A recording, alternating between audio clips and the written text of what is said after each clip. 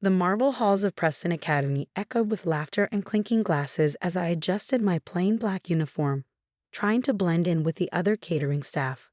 My brother Nathan's voice carried across the grand hall. "The shrimp cocktail needs refilling at the VIP table. Try not to embarrass me, Jack." I suppressed a smile as I refilled the silver trays. If Nathan only knew who was really embarrassing him tonight. But that revelation would come soon enough. The Preston Academy's 10-year reunion was in full swing, a gathering of America's elite celebrating their shared history at the nation's most prestigious prep school. Nathan, ever the perfect Preston graduate, had insisted I work as catering help rather than attend as his brother. "It's better this way," he'd said this morning, adjusting his Rolex. "We don't want to explain to everyone why my brother's a college dropout who spends his time in a basement lab. A basement lab that had just made a discovery worth billions. But Nathan didn't know that part yet. "Jack," Nathan's sharp voice cut through my thoughts. "Dr. Morrison's glass is empty. Do try to pay attention." I grabbed a bottle of champagne and headed toward the VIP table, where Dr. James Morrison, Nathan's former science teacher and now head of the prestigious Morrison Research Institute, sat with other distinguished alumni. "The future of Preston," Nathan was saying, gesturing to his former classmates. "Top surgeons, Wall Street executives, tech entrepreneurs. And then there's my brother, who couldn't even finish freshman year at State." The table chuckled politely as I poured their champagne. If they only knew that the paper burning a hole in my pocket would revolutionize their entire field.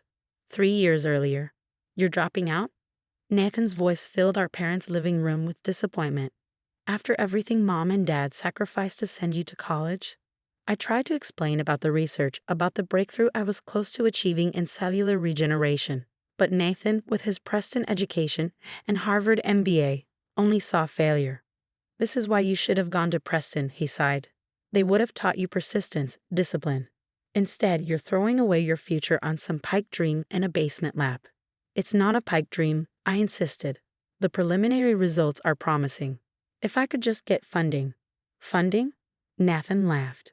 "Who's going to fund a college dropout? Face it, Jack, you're not cut out for success like the rest of us." I left that day with nothing but my research notes and determination. While Nathan climbed the corporate ladder at his investment firm, I worked nights as a lab technician, using every spare dollar and minute to pursue my research.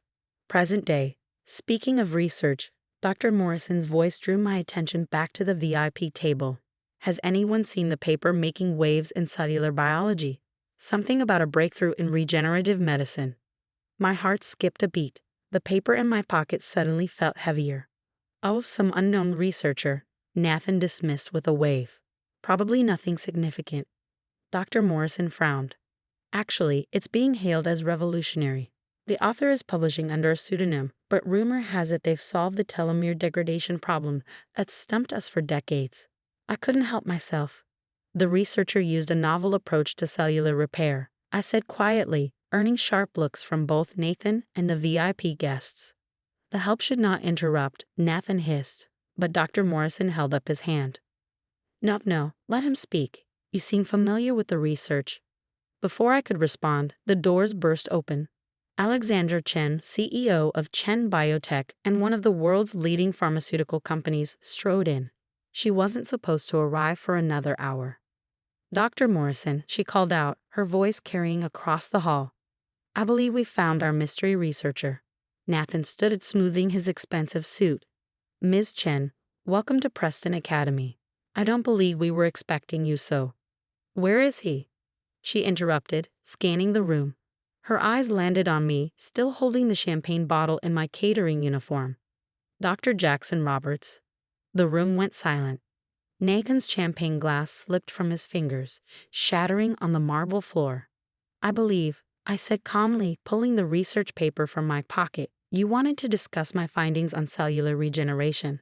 Nathan's face had turned an interesting shade of white. What is happening?" Dr. Morrison grabbed the paper, his eyes widening as he read. "This is impossible. You're a dropout, a caterer." Alexander Chen smiled. "A dropout who just revolutionized modern medicine. The telomere repair protocol in this paper, it's worth billions." The silence in Preston Academy's grand hall shattered as Nathan found his voice. "This is ridiculous," he sputtered. "Jack? My brother Jack. He cleans test tubes in a basement." "Your brother," Alexandra Chen said coolly, "has just revolutionized regenerative medicine. Those test tubes you mock, they contain the future of cellular repair." I placed the champagne bottle carefully on the VIP table, removing my server's apron. "Actually, Nathan, I own the lab. Those nights you thought I was working as a janitor? I was running breakthrough experiments in cellular regeneration." Dr. Morrison hadn't looked up from my paper, his fingers trembling slightly as he turned the pages. "The telomere repair sequence. It's elegant, so simple, yet we all missed it." "How did you?" "Because he didn't have Preston's resources weighing him down," Alexandra interrupted. "No preconceptions, no traditional methods to unlearn. Sometimes the greatest innovations come from outside the system." Nathan's face had cycled through several interesting colors before settling on a sickly pale. But you're a dropout. You work as a caterer." "I worked as a lab tech to fund my research," I corrected quietly. "And tonight? I wanted to see if 3 years had changed you, Nathan. If you'd learned to look past appearances." The other Preston alumni were furiously Googling on their phones. Whispers spread through the crowd as they found the headlines. "Revolutionary cellular repair protocol shakes medical community and mystery researchers discovery values at $4.2 billion. "Why didn't you tell me?" Nathan demanded, his voice cracking. "I'm your brother." "Tell you?" I laughed softly, like when I tried to explain my research 3 years ago. "You said, and I quote, 'who's going to fund a college dropout?'" Alexandra Chen stepped forward, placing a contract on the table. "Chen Biotech is prepared to fund him. Exclusively. The initial offer is $3 billion with ongoing royalties." The room erupted in chaos. Preston alumni who had been smirking at the help minutes ago were now desperately trying to get my attention. Nathan's prestigious classmates who had spent the evening bragging about their successful careers suddenly looked less impressive. "Dr. Roberts," Dr. Morrison said, finally looking up from the paper, "would you consider a position at the Morrison Institute?" "Full research privileges, of course." "Actually," Alexandra cut in smoothly, "Jack will be heading our new regenerative medicine division.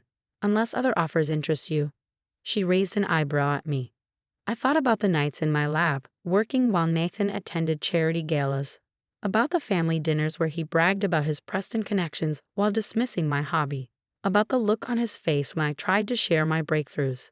"The Chen Biotech offer stands," I said calmly, "on one condition."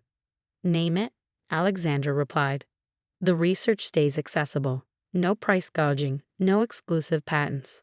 This technology should help people, not just profits." She smiled. "I had a feeling you'd say that. It's why we want you." Nathan had sunk into a chair, his perfect Preston posture crumbling. "All this time, in that basement lab. While you were building connections, I finished for him. I was building something that could change lives. Different definitions of success, I suppose." The next few hours were surreal.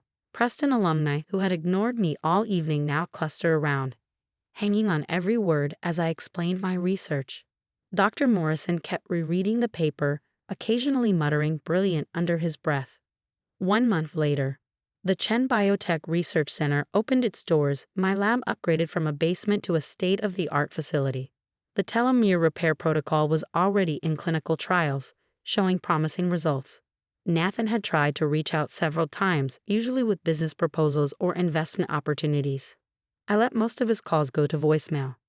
But yesterday, something different arrived, a package containing his Preston Academy signet ring and a letter.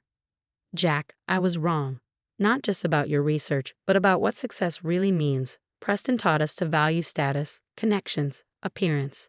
You learn to value discovery, innovation, helping others. I'm not asking for forgiveness or investment opportunities.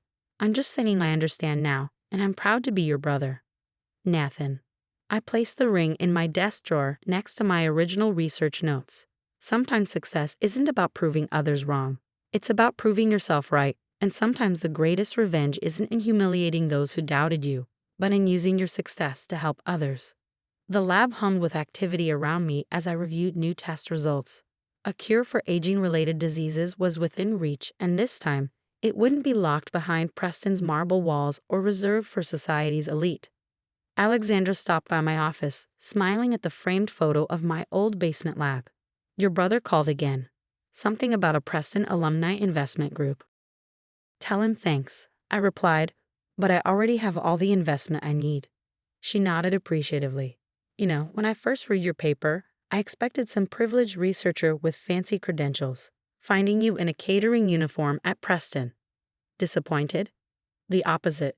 It proved you do whatever it took to pursue your research, regardless of status or appearance. That's the kind of integrity we need.